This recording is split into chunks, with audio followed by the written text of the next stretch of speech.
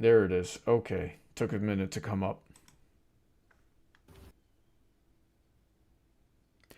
Good evening, everyone. Happy Friday. I hope you're all doing well out there, getting a good start to your weekend. Welcome to another Brony Debates Live. I think we've got a pretty interesting topic tonight, and this one sort of sprung up out of nowhere. So I'm just gonna say hi and say and then I'm gonna, say hi to my co-host for tonight. Small panel tonight. Not a whole lot of people could come on. We got Pony Cordero joining us again tonight. How are you doing tonight? Really good, sir. Really good. Glad to be here again. Yep, it's great. It's always great to have you on. I feel like there's an uneven ratio of red to blue on this thumbnail here because we've also got the man who suggested tonight's topic, Mr. DJ Skywalker, rejoining us. How are you doing tonight, DJ?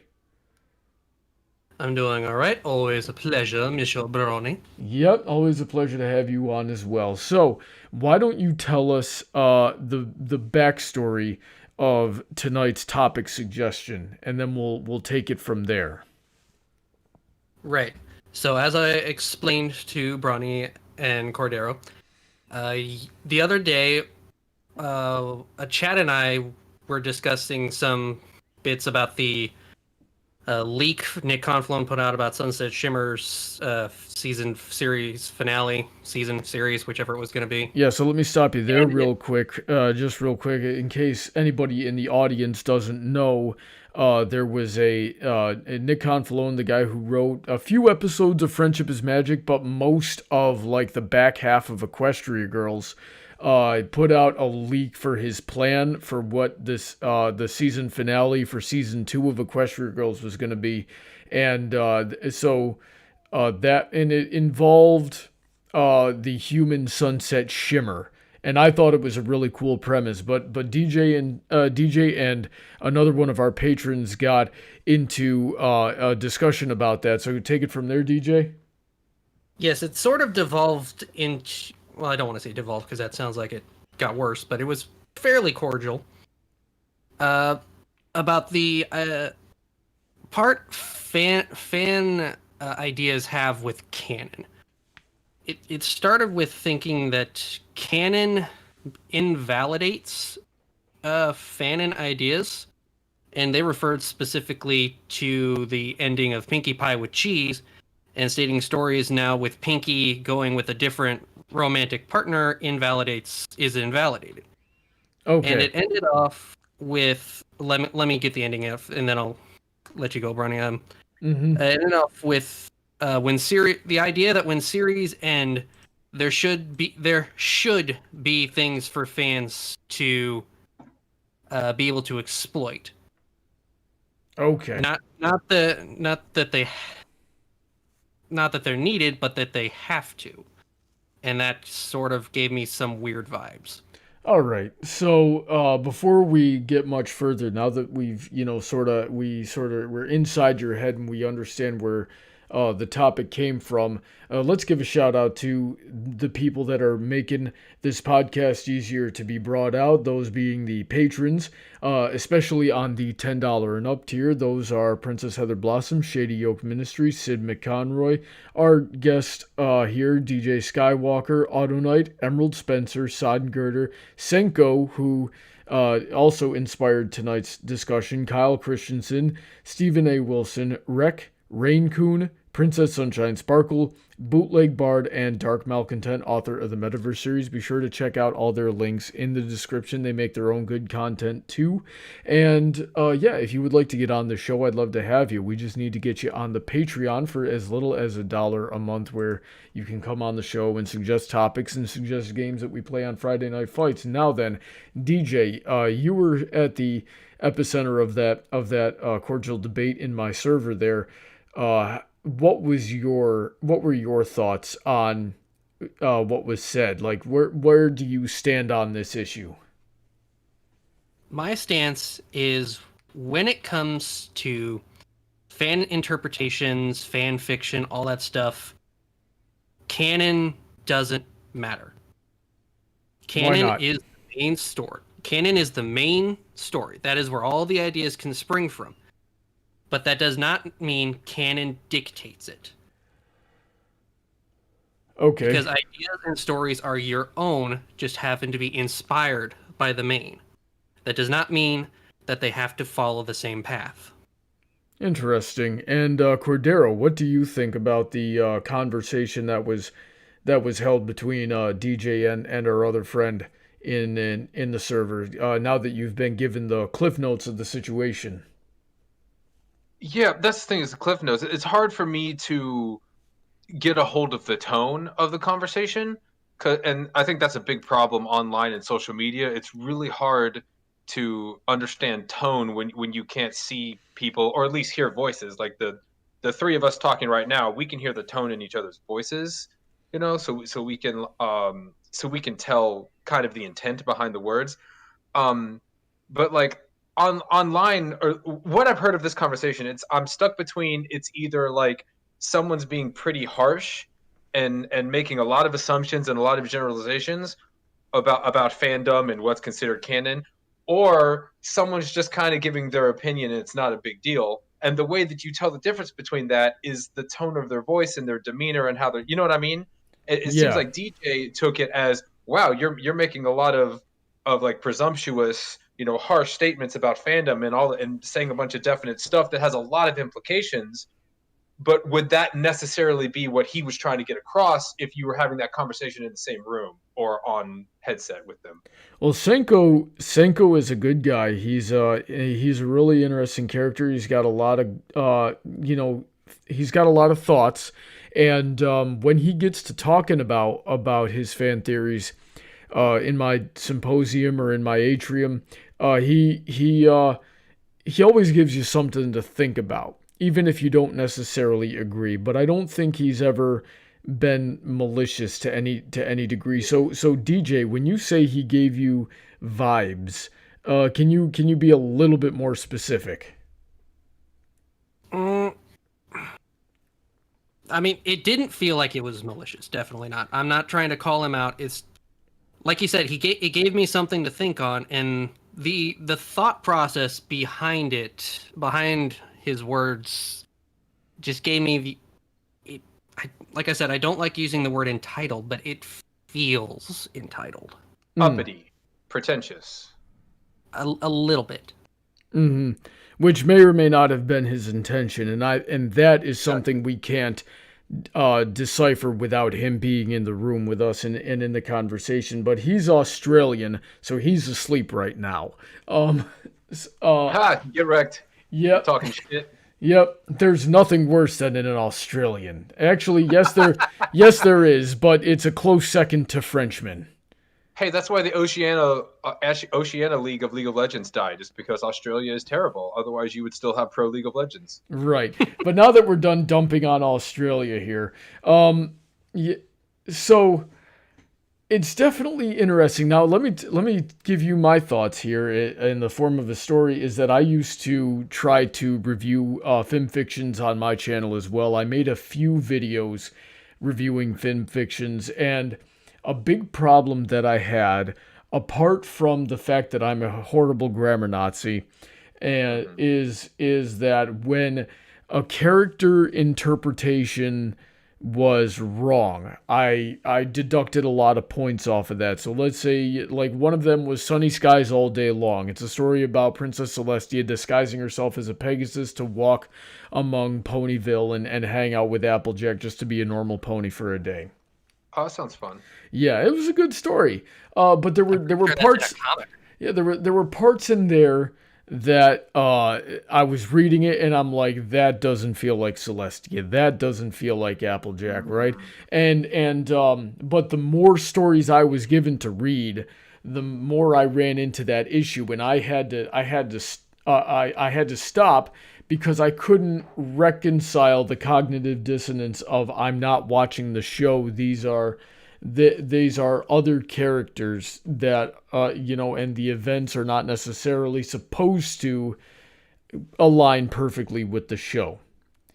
So that's where I come into play with it. Now the importance of Fanon in something like this is, I would say, it shouldn't ever have an effect on what is canon, besides maybe for the writers sort of gauging how the fandom is reacting to it, to the characters, to the story, or to element or the themes or the elements of the story.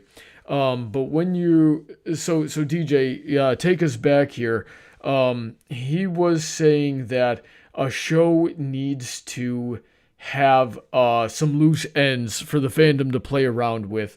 Are we sure that this was not more of an intention that that a fandom will do better and have a better longevity if there are more things to talk about once the show is ended?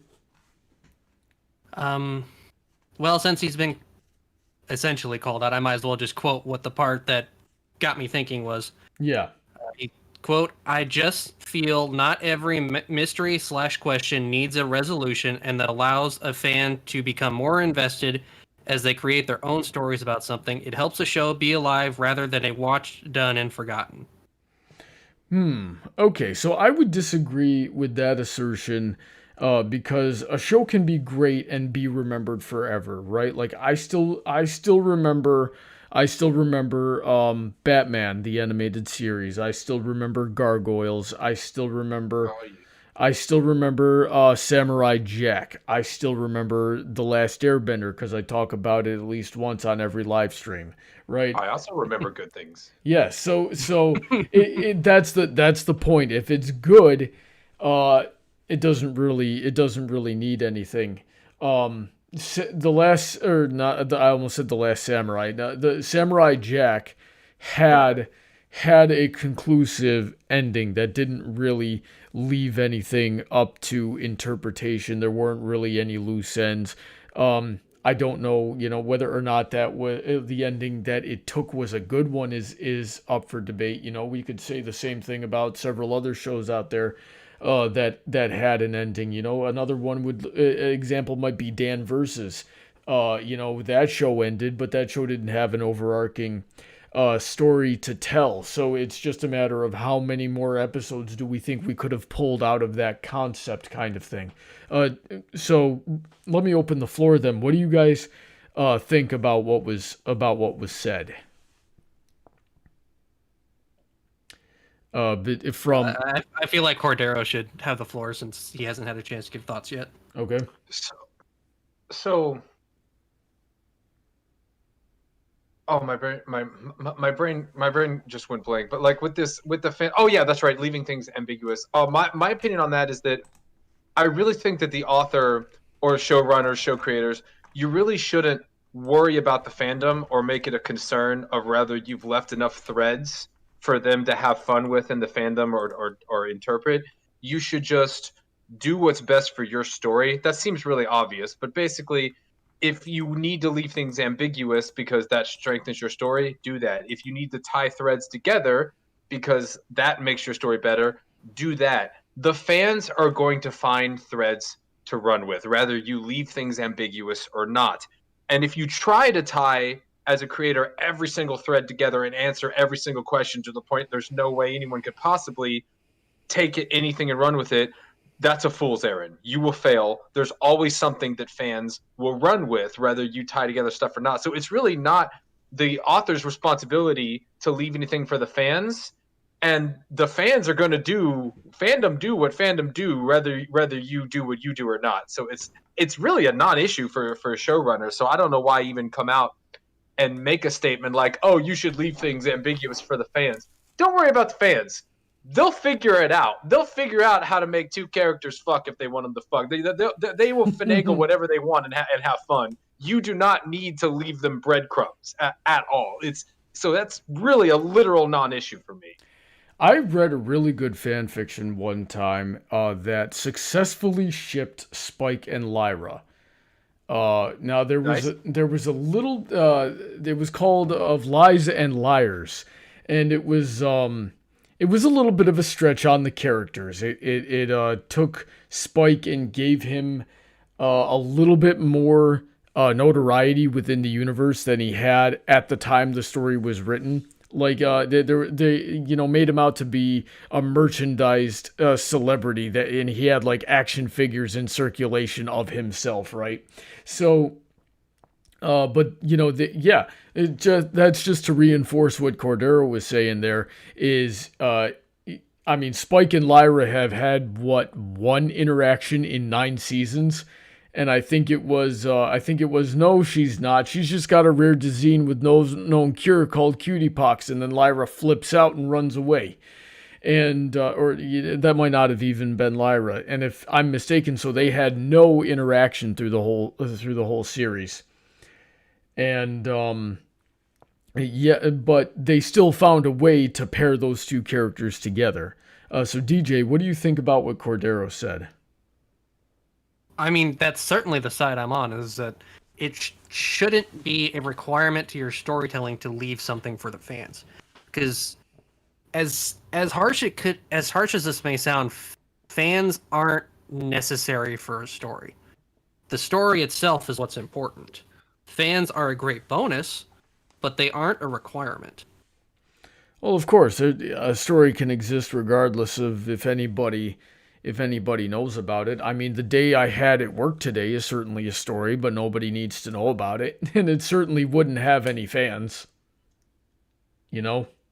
Yeah, fans are sort of the added value, because in a vacuum, yeah, a story can exist without fans. But I mean, I have fictions that I've wrote that do not have fans.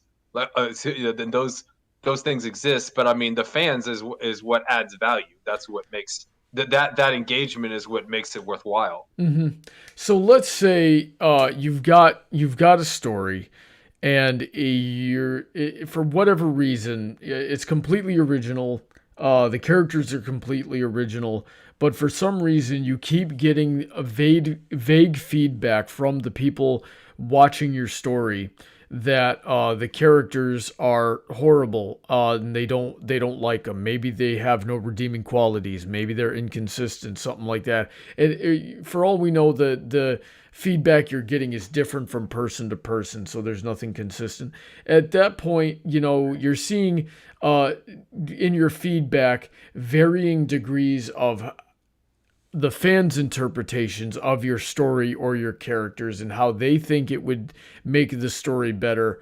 At this point, how important is the Fanon to determining for the quality of your story and whether or not you should change anything about the way you're writing it yourself? There's a lot to unpack there. So basically, you have a story and it has some kind of audience. So it's not just sitting on a FiMfiction page and no one reads it, like my stuff. Mm-hmm. So you have an audience, but they are very divided on not just if they like the characters, but rather your story is even good because of the characters. So you're getting really mixed reviews all over the place. So Star Wars sequel trilogy fans? Yeah, that's a good example. So you're saying, is that a good thing?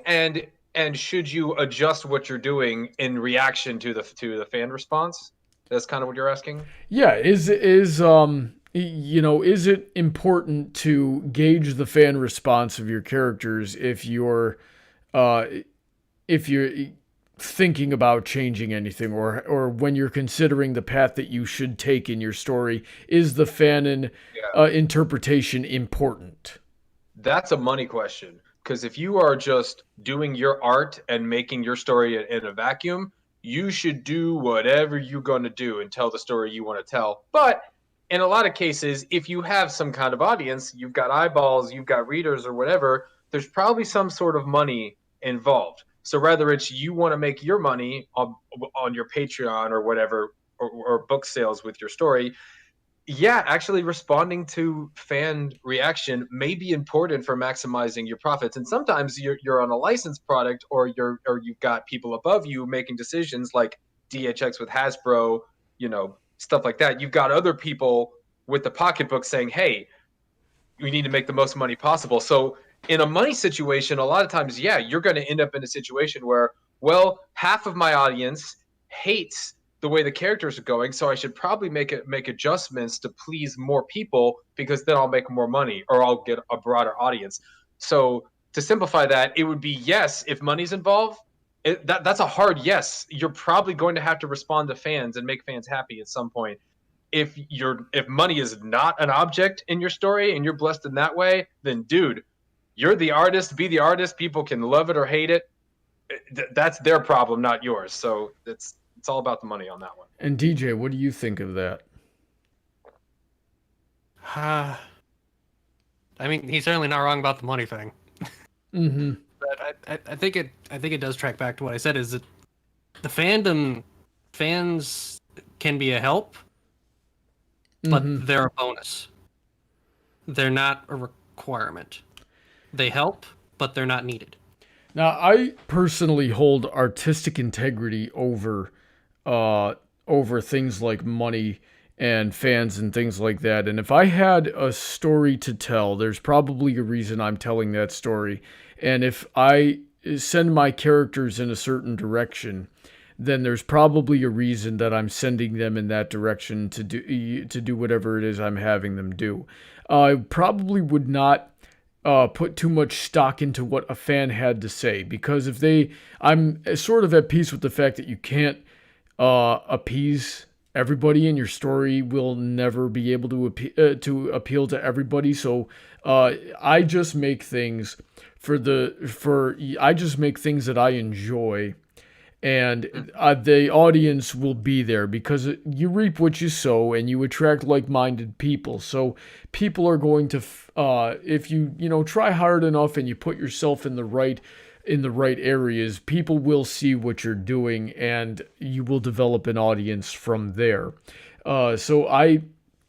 However, if I have like a teacher, or if I have a proofreader of some kind, that is looking over and knows what my vision is and knows what I'm trying to do, and sees me making decisions that would sort of stray away from the goal ahead of time, I would want that person to tell me to either stop, or at the very least to ask me, you seem to be changing directions. Why are you doing that? And then maybe I am doing it intentionally, and we can figure out some sort of compromise to actually get to where I'm trying to go. Or I go, oh, that's a great catch. I screwed up. Let me fix it. So what do you guys think about that? DJ, you want to go? I had a thought, but I thought last. No, you go ahead. I agree that you shouldn't like knee-jerk change your story based on a fan or a small number of fans.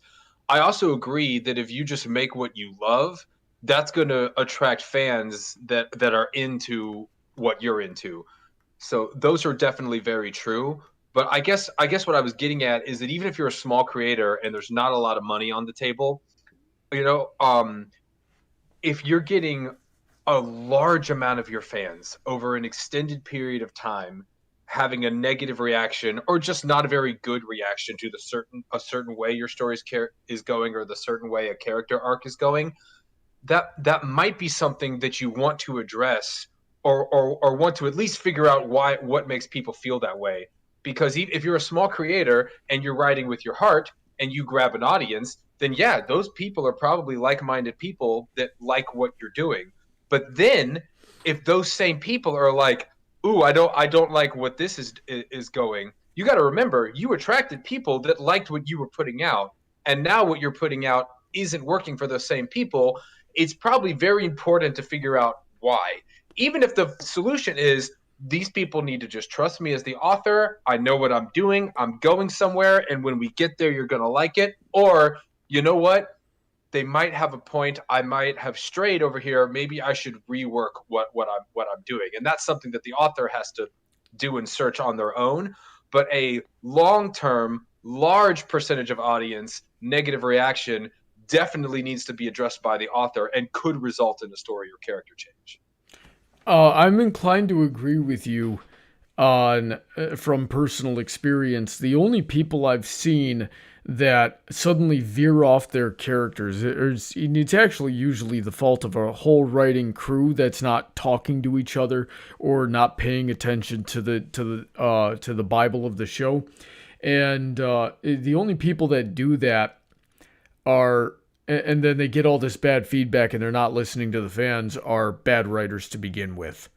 And usually we see their responses to that kind of feedback on Twitter, which is usually just to attack the fans. Yeah, which is not the way to go. Even if it's really annoying that your fans are being toxic to you, whatever. Mm-hmm. Coming out hard against your fans, even if they're being mean and they kind of deserve it, it's not going to work. We live in a you mad you lose world. That's the world we live in. Whoever gets mad first, that's the asshole. Yep. In every situation, in Walmart and fan engagement, it's the same story. Well, I'm mad all the time. What does that make me? As long as you don't In need of therapy. First of all, I don't remember asking you a gosh darn thing, except what I'm about to ask you right now. Except what I'm about to ask you right now. What do you think of all that, DJ? Because now we got Cordero and I sort of agreeing with each other. I need someone to get mad and throw a chair so the show is interesting. We found common ground. I mean, I'd throw a chair, but I don't really have far to throw it, and I don't need to break these walls. I like my rocking chair. I don't want to throw it. Yes, I'm sitting in a rocking chair. I am old. That sounds comfy. It is. All right, so DJ, what do you think? Not about the rocking chair. I don't give a frick about the rocking chair. I was hoping you were going to say that. I mean, you're not wrong. That's the best way I can phrase that. I suppose there are instances where I can see feedback should be followed in a sense. I think it usually comes in play when you have new authors taking up an old IP, especially with stuff like Star Wars, because they're not the original authors. That's usually where it comes from, at least these days. Well, which I suppose leads into fan fiction heavily. And, well, anything past an original author could be argued to be fan fiction on its own anyway, right? And if you give the example of Star Wars like you did, then the original authors of Star Wars weren't all that great themselves, or at least they were trying to put the story into the wrong format. They were trying to put all this backstory and all this lore into 90 minutes of film where you can barely scratch the surface. So from there, you know, when it's spanned out into the franchise that it is today, and we've got all these books and all these comics and all these games written by people that were not the original writers, but you very likely grew up as fans of the franchise and then gotten into it, and now they have control over it. So now the fanon is extremely important. And what do you think about that?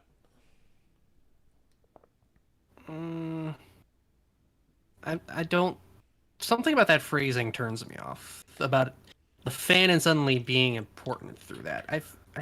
It feels like that's a different scenario. Okay, so I'm trying to put it into words. Let me ask you this then: if let's quantify our terms. If a fan, sometimes fans of shows grow up and make the show. That happens. Yes, people who grew up fans of something that were just little fan fiction kids grow up, and now those people are in charge of the show and they make the show. Literally, Lauren Faust. Right. So it's exactly you got that. So. You know, a fan of Star Wars grows up watching Star Wars and then starts working on Star Wars and then gets on Twitter and says the Force is female. Is the Force now female? Has the fanon become the canon? Short answer, yes. Okay, and DJ, what do you think about that? I feel like it becomes something new. Explain. When you have new writers come in, it's no longer the original. It is something new, no matter whether it's the books, comics, the movies, a new generation of ponies. It's something new that spawns off its own stuff. Even if it's a continuation, it's still something new. Okay. That's how I feel about fan fiction itself. It's always something new. Let me Even jump if off it's of a that. trial cliche. Okay, go ahead. Okay, if you're done. Jumping off of that, because we've been looking at like bad examples or negative examples like Star Wars and stuff like that. Here's a good example where it's successful, and also what DJ said is true. You have Star Trek, the original series, right? 1966 to 1969, 3 seasons. A lot of people loved it. They made movies afterwards, and then in the 80s, Gene Roddenberry and a bunch of new creators and writers is like, okay, let's make more Star Trek. Let's do it again, and they reimagined Star Trek into Star Trek: The Next Generation. That's now canon. A whole generation later, you went from the 60s to the 80s. The new canon is now Star Trek: The Next Generation. Very beloved, very, very great. But like DJ said, it's different. Star Trek: The Next Generation looks and feels so much different than the original series. And one of the reasons that Next Gen was so successful is that while being so different, because you have new creators and new ideas from literally a new generation, it still holds that thread that the original started. And I think that's something that's very important, is that if new creators and new writers or fandoms are going to come in and make the new canon, because they've got the money, they've got the licensing, they've got all the official stamp on it, those people need to have figured out what that original thread line is, that original spirit, and be able to carry that through to the new thing that they created, so that it can be new and the same at the same time. And that's the dichotomy that's very hard to create, is when you come into a new generation of a franchise, you need to make it brand new, but also the same at the same time. And that's the best example I can think of, is Star Trek, the original series, and Next Generation, both beloved in their generations, in their time, and they're both Star Trek, despite how different they look and feel. What do you think about that, DJ? Thank you for coming to my TED Talk. I mean, I certainly get the feel, especially a more recent one to me would be DuckTales 2017. Oh, heck yes. That just had a series finale, and it felt like it held the original in regard while also creating something brand new. It took the old and created something new. Mm-hmm. Out of not just DuckTales, but all of Disney's shows back in the 90s. You had Gummy Bear references. You had a Gargoyles reference in the last episode. You had Goof Troop, Quack Pack, all those Disney shows in there. And it shows respect for the old while still showing you that it is its own thing. And I think that's what I'm trying to get at. When Fanon becomes canon, it needs to be its own thing, not just rely on the old. Yeah. Old and new at the same time. Okay, and so something we can definitely, quantify to a certain degree, and the importance of Fanon is how the fans react to Fanon becoming canon, whether intentionally or not. It tends to get a mixed bag, depending on who you ask. It's either a good thing, in that, okay, it's good that they're noticing us. Some people analysts, for example, will feel like they, whatever their theories were justified. Like that nice moment of, aha, I saw it coming, I'm so smart kind of thing. And you'll get the people that think it's bad because they don't want to be pandered to. And those people, in my experience, are usually the ones that didn't like whatever the Fanon was. Okay, so it comes down to how important was it that Lyra sat that particular way on that particular bench on that particular day. And then she's talking about it with Sweetie Drops 95 episodes later. Right, so the fans tend to react to that kind of thing. Generally, it's liked when there's a little bit of fan pandering going on, or that they confirm the fan theories. But then also you get the people that just don't like that kind of thing, So when Derpy says muffins once, and it literally becomes her name a few minutes down the road there. So how important is that kind of Fanon, and is it a good thing or is it a bad thing when that type of Fanon gets turned into the show itself? I would say a good thing in most cases. Like the fact that you have intense Fanon reactions like that, where you can take one background moment and turn it into such a big deal. having that kind of a reaction to begin with is positive. That means you have engagement, you have an audience, and you have an audience that's enjoying what they see. So the fandom's ideas coming back full circle and ending up in the show, that is a symptom of success. Now, pandering can go too far and jump the shark and all of that, and every analyst has talked about that a million times of flanderizing and all of that. But the thing to remember is that the fact that fandom ideas are circling back into the show itself is a symptom of success. And so at that point, it's just a matter of moderation. But yeah, I would say overall, that's definitely a good thing. Okay, so what would you say is a point too far? If it's where does it become not a good thing anymore, Cordero? If you have like a whole season of episode 100, like episode 100 was fun in My Little Pony, but can you imagine if that was just like, okay, this is the show now?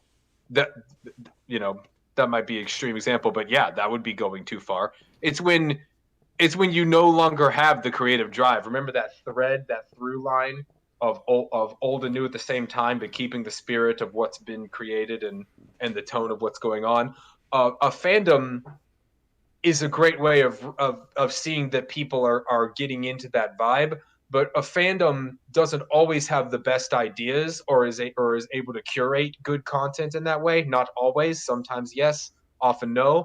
So if you're not filtering fandom contributions and making sure that it's keeping that soul and that through line of the creative process, then yeah, it's gonna just devolve into whatever the goofiest meme the fans can come up with. And at that point, it's going to become a one-dimensional fan fiction in essence there, right? Because we've all read the fan fictions. There's 100 to 1 where it's just Pinky spouting memes from season 1 and or Dash saying 20% cooler once per chapter. So we get into things like that. It would actually, you said episode 100, and I disagree on that. It would actually be more similar to what I think it was episode 200. It was Fame and Misfortune. No, that wasn't episode 200. But Fame and Misfortune, when Pinky's just trying to go about her day and she's just being swamped with people that are like, do something funny. And she's just like, hey, can I go to the store, please? And everybody hits the ground. That it would be a lot more like that, but without the irony. You know what I mean? Okay, so that was like, yeah, because that was unlike 100, which was just, oh, let's do a nod to all of the memes and go deliberately overboard for a one-time gag episode. Yeah, which was great. I love episode 100 being one episode. My potential bad example would be like if that's just the show you have now. It's just that's how you run every episode. It was great as one episode, but what you're saying is in this later episode, where they were being very meta about the main six being aware of their fandom in IRL in Equestria, and people being on that was clearly a dialogue from the show creators to the fandom of how the fans can kind of get annoying, or the fandom can get a bit annoying, and you're saying that's bad? Yeah, and I see Neo Anton in the chat here. And he says he uses these as an example, Double Rainboom and Pony Life. So yes, if the memes reach critical mass, it becomes Pony Life. It becomes Teen Titans Go. It becomes Thundercats Roar. And I agree, that's bad. Yeah, it becomes that chibi version of Gundam that I can never remember the name of. That's definitely something that's not good. But DJ, let's go to you now. How important is the fanon when it starts influencing the show itself in the form of memes? The word that comes to mind is when the show tries to be a people pleaser. Okay. Because, as I'm pretty sure has been brought up in many of your series, is no matter how hard you try, you can't please everyone. And when you're actively trying to please everyone, something is going to give. And it's usually the quality. Yeah. Yep. And that goes to show that for the memes circling around or stuff coming back to the show, as long as the showrunners are curating the fandom influence and keeping the quality up themselves, then it's a good thing. It basically just depends if the showrunners are still making good decisions as showrunners. Then the fan influence will be good. But if you're just giving in to every single meme, then yeah, you get pony life. Mm-hmm. I just saw somebody in the chat say, Pony Life is good, Teen Titans Go is a disaster. That's Thaddeus Risher, who watches the show regularly, and I have no idea what he's talking about. As far as I can tell, they are the same show. Oh, no. Life They knows are what not it the is. same show. I think Pony Life knows. It was very cynical.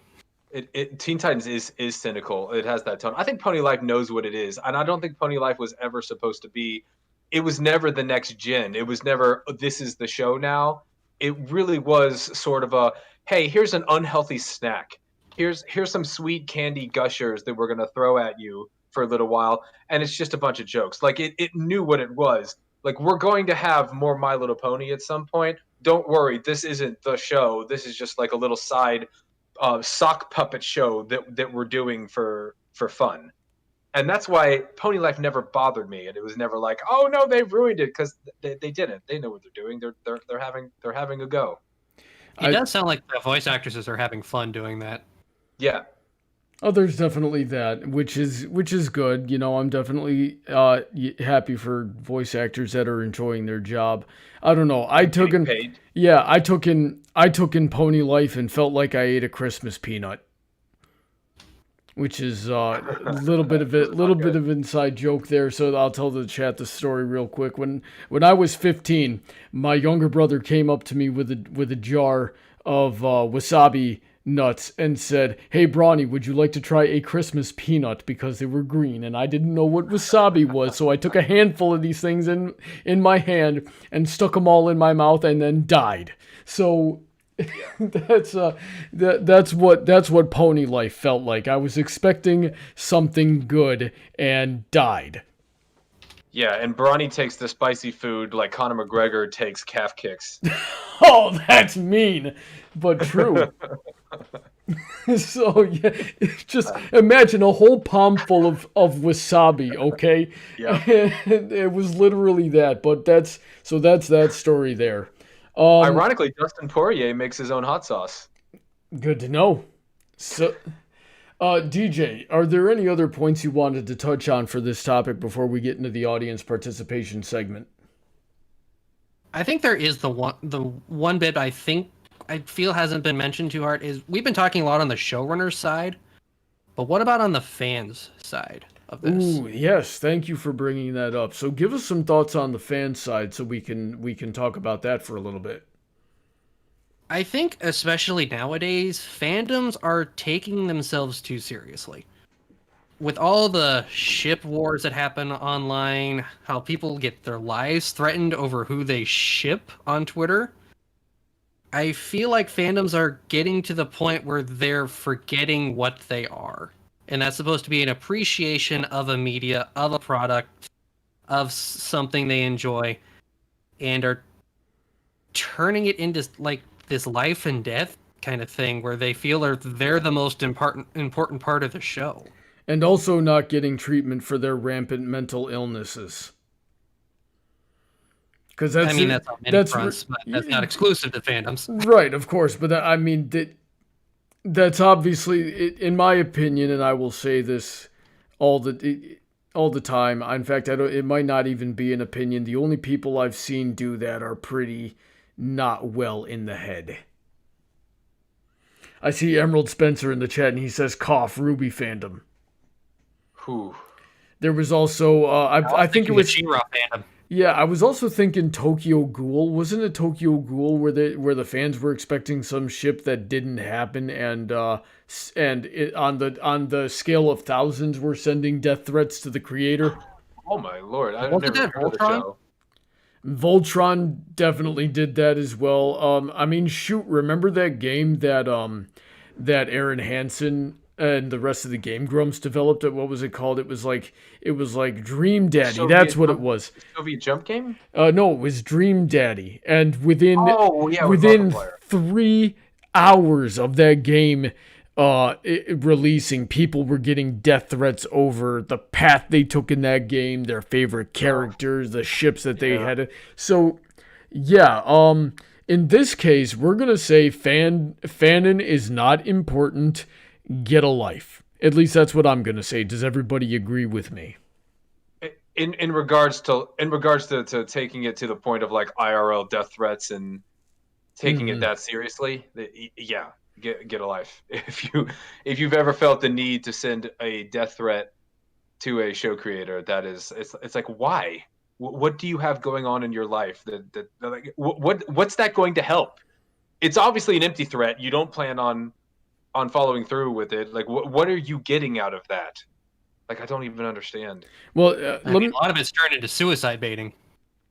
Yeah. Or they do everything, or they do everything they can to Vic Mignogna you. Mm. Oh yeah. Oh, I felt that cringe, DJ. I felt that. Let's not go into that. I felt that cringe from 1,500 miles away. That was delicious. That's a rabbit. That's a rabbit hole. You could just say cancel. Considering one of them just happened in the past couple months, let's not go into that. Oh, okay. I didn't know about that, so please forgive me. I'll tell you about it later, because that one was so stupid. All right. So yeah, what else? But Fanon can get some kind of good out of itself in terms of what it contributes to the show. Because we've been talking about how it ruins people's lives, but what positive things can Fanon influence with other fans? Oh my goodness, way more positive than negative. Like the death threats and people's lives being ruined, that is so few and far between, and that is always a symptom of the amount of people involved. You get a lot of people involved in something, someone's going to kill somebody's going to kill themselves, there's going to be death threats. That's just the nature of having a lot of people involved with something. But for the most part, fandoms are wonderful things that happen, especially when fandoms manage to get together in real life. Like, I met like my current group of friends, my workout buddies, my fiance. I met all of this through the My Little Pony fandom. So like, yeah, I went from being a failed post-college degree guy who couldn't get a job in his industry to finding community, finding love, and finding purpose, and really just enjoying life. And I really can contribute that to the pony fandom. That's why I tell people that I'll be a brony forever. I'll be the last one on earth when everyone else forgets about the show, because everything that's good in my life right now, I can trace back to getting involved with this fandom. So yeah, I'm biased. I'm very biased on this one. So the good of fandoms far outweighs the bad. I don't care how many toxic furry Nazis make obscene art and do death threats. The good is better than the bad. DJ, what do you think? I mean, certainly in interpersonal lives, fandom has a great importance. In the pony fandom alone, I've seen so many lives that have been improved. Even my own. That's how I met my current group of friends online. That's how I'm here. But that's great, and how important it is between fans. But I still have to lean that it's not important to the show. Because it's a great thing. Don't get me wrong. There's a lot of good things, as Cordero said, but it's not important. I thought we were asking if it was important. Fandom was important to itself. I know that was the question. Yeah, I didn't really have anything else on that side. So I've known a few bronies that got into the show through not the show itself, but through the fanon. So they didn't get to the show by seeing an episode. They got to the fandom because they were fans of Fallout and then heard about Fallout Equestria. They were fans of Grimdark in general and stumbled upon Apple Family Massacre or something like that, or the Rainbow Factory. I've met a couple of people like that.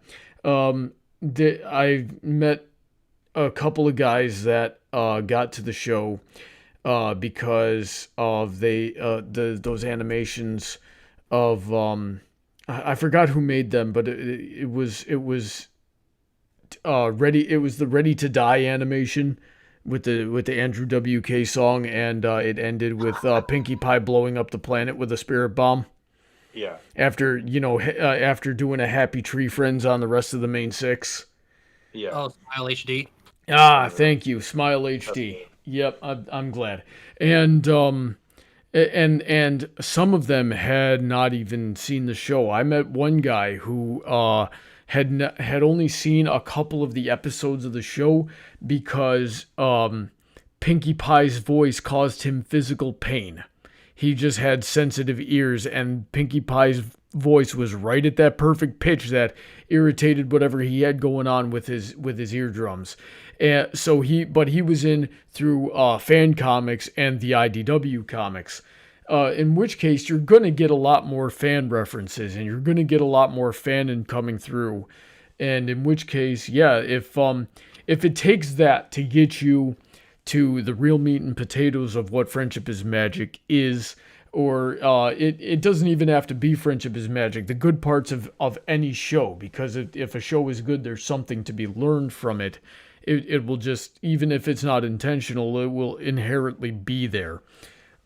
If that's what it takes, then for you to put yourself into a fandom that's going to give you something in common with other people and learn and expand your horizons, then I think that's a good thing. And if you stay for the fanon, like if you end up liking the story My Little Dashie more than you like the show, and I've met that person too. They tried to write a sequel. It wasn't very good, but that's not the point. Is that they liked that fanon enough to stay within the community and contribute to it and help other people learn and grow as people, then I'm perfectly fine with it as well. So I think it's we're all in agreement there, unless somebody has some contention with anything I just said. I'm going to be honest. I focused in on the chat on the last minute.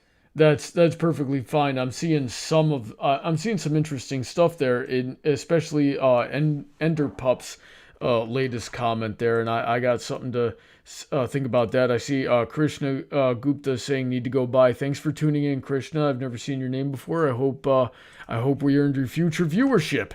And with that, let's get into audience participation. So if this is your first time tuning into the show, what we do now is I've been throughout the show, I've been watching the chat, and we've been taking any interesting comments or questions you've had throughout the time, and now we're gonna read through them. So I've got only a few of them here that really stood out to me. So I hope somebody has others that I didn't have. We did have David Silver in the chat, and I don't know if he's still listening.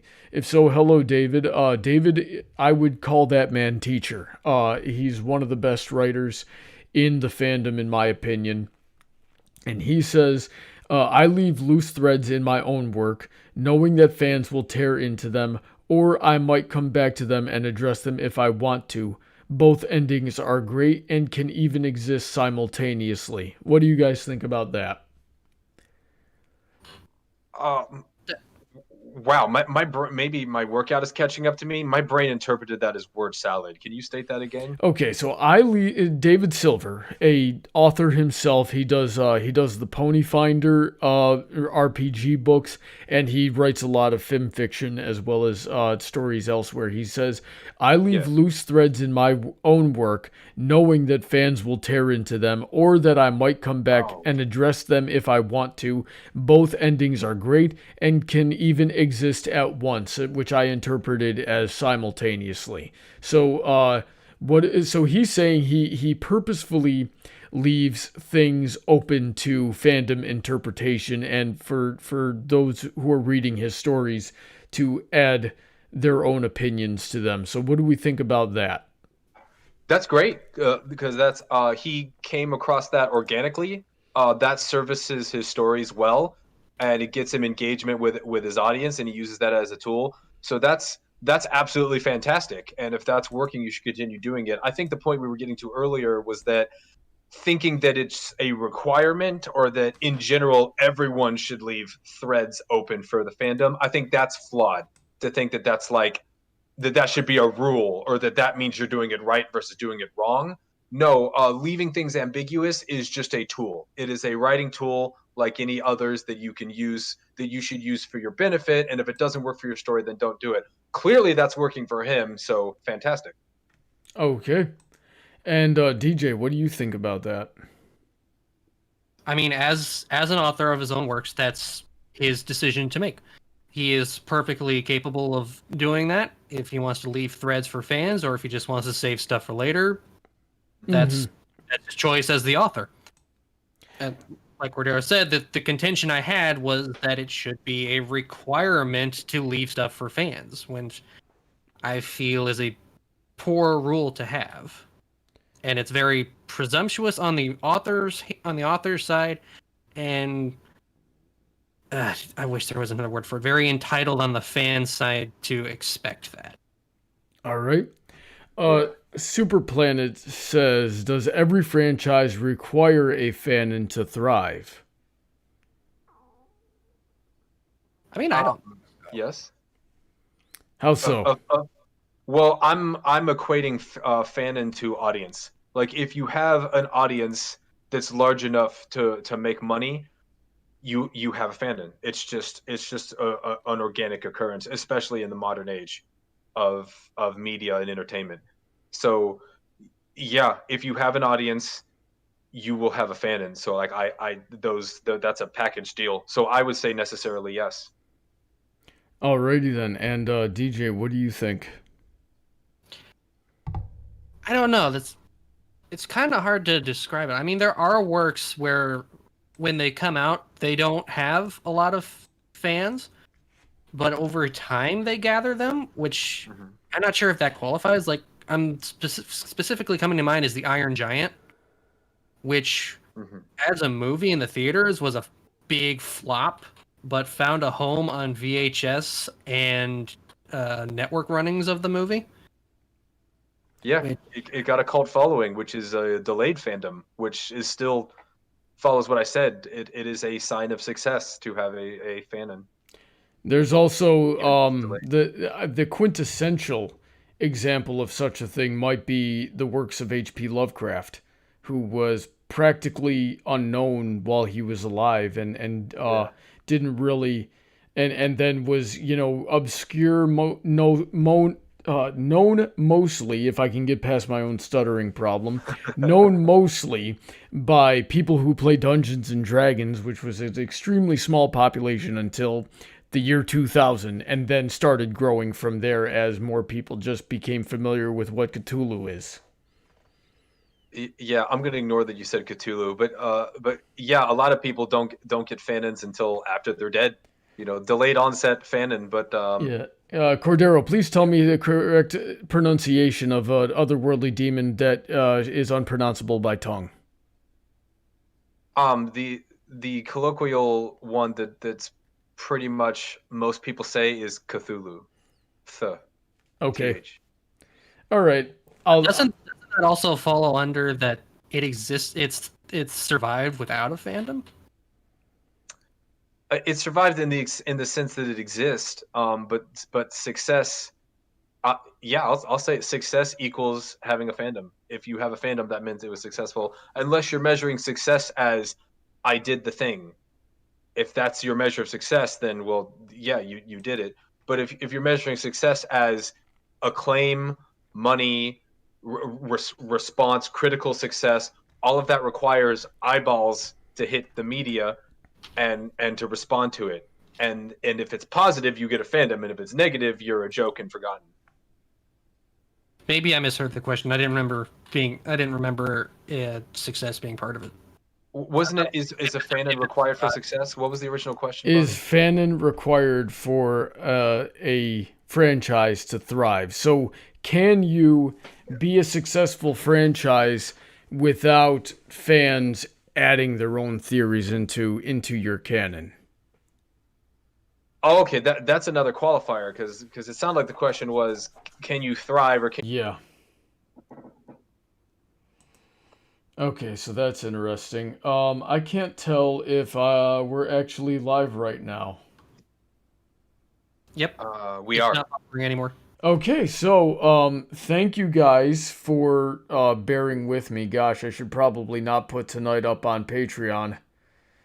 Oh, geez, DJ, what do you think? You you pay into that. So, alrighty then. Where were we? We were talking about. Okay. We had a misconception about the question whether or not the success and stuff. Yes. So Fanon does the existence of Fanon contribute to the success of a franchise? Yeah, and you meant specifically Fanon, not just fans existing, but the fans creating meme stories, stuff from it. Is that necessary for success? That was the distinction we were making right before it cut off. Yes. So what do you think? That makes it a little more specific. I'm still leaning towards very much yes, but in theory, you can still be successful with just an audience that doesn't necessarily have a fanon that makes theories and all of that stuff. There's been successful shows in media in the past where there's not a lot of people creating their own content. The idea of fanon and fan created content is a relatively new thing. So yeah, in the past that has been possible to have success without that. But in modern media, in modern times, modern technology, it's starting to look like that is just as much an indicator of your success as having an audience in the first place. If you have into the modern world, so they got your money. Yes. Well, that's good. Okay, so let me see if things are working now. It's not buffering anymore. Yeah. Okay. So, let's be quick here. What were we saying about the issue at hand? Ooh, well, that's third time's a charm. Is this cursed topic? Yeah. Cut off again. Yeah. I think it's still 1-to-1. In modern times, in the past, you could have a fandom without like fan fiction and fan theories and stuff and be successful. I feel like modern media has shifted to, if you have a fandom, those things come along with it. So therefore it is a 1-to-1 indication of success. Okay. All right, so that's good. Now let's move on before something else horrible happens here. Neo Anton wanted to know what is Fanon. He just popped in. So I'm going to say Fanon is the canon that fans make based on theories and loose ends or potential plot holes, and that they try to fill in themselves. Is there anything inaccurate about what I just said? That sounds right. DJ? It's the fans' interpretation, and that's all it is. All right, now Enderpup had a comment that I thought was very interesting. I don't think he's in the chat still, but he said, "Slam your head in a door if you're toxic," which I think in and of itself is kind of a toxic thing to have. I believe in redemption. Ow! I believe in redemption. I believe that the right way to get through to somebody is to try to be friends with them until they do something that directly threatens your life or your livelihood. Being toxic to toxic people just creates more toxicity and cements those people into their toxic behaviors. It vindicates them. Whereas if you don't feed the troll, it won't get bigger, right? You're gonna get the same energy out of the world as you put into it. So I disagree with that statement there. What do you? Don't be fooled. Brony doesn't want to be seen as toxic for all the times he slammed his head into doors. I slam. Beat the trolls. Well, you see, that's self-flagellation. It's different. That's me recognizing when I'm being toxic and going, no, stop that. You have enough enemies as it is. I think some of the Equestria girls' reactions you did prove otherwise. Alrighty then. Which one in particular are you referring to? What was? I don't think it's up anymore. What was that? Analyst Bronies react to. Was that Legend of Everfree? I was not on Legend of Everfree. Or maybe it was an episode. I did Legend of Everfree with Cruiser and Evan. Yeah, I'm talking about the old one, like the one that Cell Specs had. So, no, I was on To Where and Back Again. I don't know if that's, as far as I know, that never got taken down. So if it got taken down, that's news to me. Huh. It might have been re-uploaded when all of them were moved onto that one channel. I don't know. I know a couple of them weren't re-uploaded because of that whole situation. Okay. So, yeah, I have no idea what you're talking about as the end of that, really. But, yeah, that's, okay, so that's all the questions that I had. Did anybody else have something they wanted to talk about before we end the stream? Neo Anton had an interesting one earlier in the chat. He brought up Undertale. When I first played Undertale, I kid you not, as soon as a random person saw me playing it in college, they told me I was doing it wrong and just watched me play the game and ruined the game for me. Like, so many Undertale people ruined it for new Undertale people. Like, if you didn't get into Undertale in like 2015 and 2016, like right at the first year of hype, people would be like, you have to do it this way, you have to play it this way and experience it this way and do all of this and that.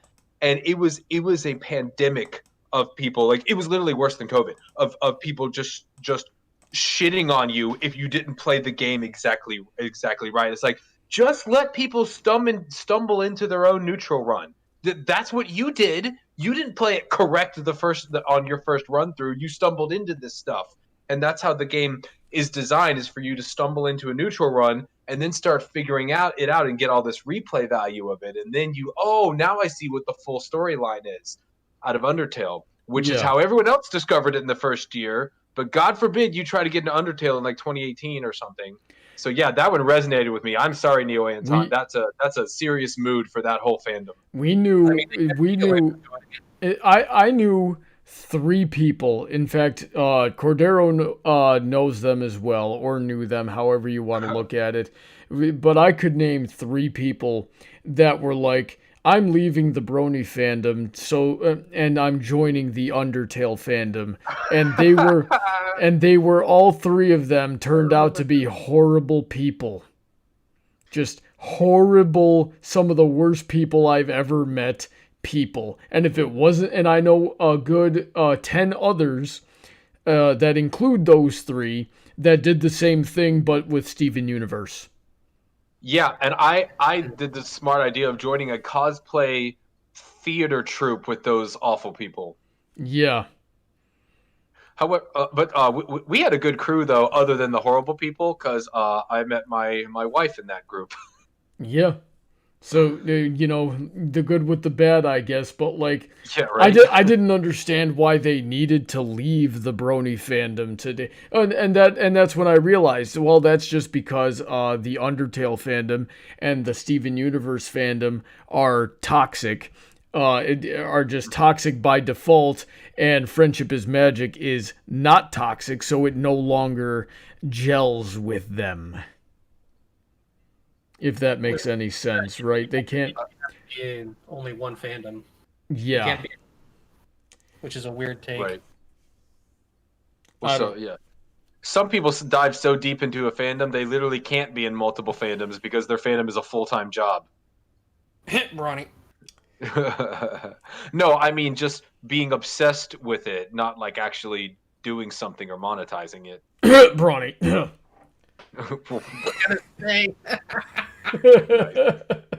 All right. Good So, layup. DJ, did you have anything you wanted to address in the chat?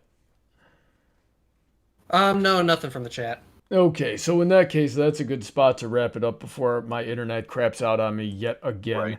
So, I have an apology. I have an apology to toss out. yeah, go for it.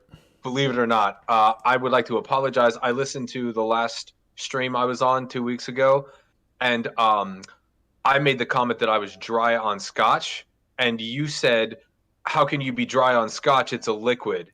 And your joke flew right over the top of my head, and I just blazed on through it. And when I listened back to it, I'm like, "How did I miss that layup of a line?" I was thinking the same thing when it happened. Oh my god.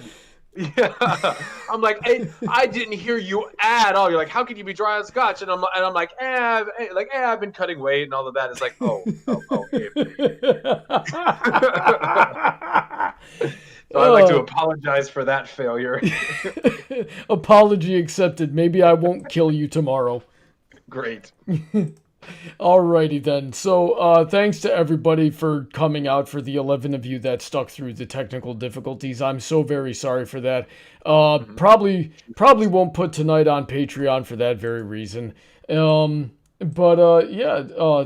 Thanks for coming out. Thanks for your chat. DJ, Cordero, thanks for coming out. I know we had a last minute change of gears tonight here. So let me ask the question I always ask. DJ, did you learn anything tonight? I think we had a good discussion, but honestly, I don't know if I've learned anything tonight since we had a lot of agreements. I think it would have helped if we could have found something. Right all along. Yeah, I did. There's nothing I hate worse than when we get on the show and start agreeing with each other. I know, right? I think we needed at least someone more in that mindset. Yeah, it's hard to find people this last minute, and I've got to stop doing that. And I don't know if it's a proper excuse or not, that I just need to stop being so busy during the week so that I have more time to set up the stream. But yeah, that's it. Cordero, did you learn anything tonight? Yeah, I learned that alcohol is good, and I miss it. All right, good to know. Good for that root beer and sake.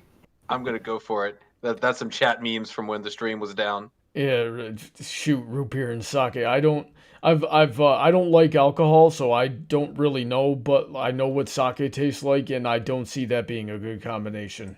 Yeah, I like both of those things individually. I'm not sure how they would go together. Maybe an unfiltered, milky sake. I don't know. Probably terrible. Don't drink, kids. Alcohol isn't good for you. Yeah. Don't drink, kids. They taste bad. Oh my god. Alcohol's bad. Okay. I really should have seen that coming. Big thanks to my supporters on Patreon who make my internet connection issues less frequent. Those being Princess Heather Blossom, Shady Oak Ministries, Sid McConroy, Autoknight, Emerald Spencer, Sodden, Girder, Senko, Kyle Christensen, our co-host DJ Skywalker, Stephen A. Wilson, Rein-Kun, Princess Sunshine Sparkle, Bootleg Bard, and Dark Malcatet, author of the Metaverse series. If you want to get on the show, I'd love to have you. Just get on the Patreon for as little as $1 a month, where you can come on the show, suggest topics, or suggest games that we play. If you want to hang out with me some more, tomorrow night I'm going to be on Princess Heather Blossom's channel at 10 o'clock Eastern Standard Time, reading the chat for Chaos and Crocheting, so go subscribe to her. And then next week on Friday at 8 o'clock Eastern Standard Time, we're going to be doing another Friday Night Fights. So I hope to see you all there. Tell your friends about the show. Get them watching so we can keep the discussion going. Keep those topic suggestions coming, and we will see you all on the next debate. I'm not going to give any spoilers, but I'll tell you I already know what the next debate is going to be, and we're going to have a very good conversation with a very special guest. So I hope to see you all there and get hype. All right, say goodnight, everyone. Good night, everyone. Good night, everybody. Nailed it.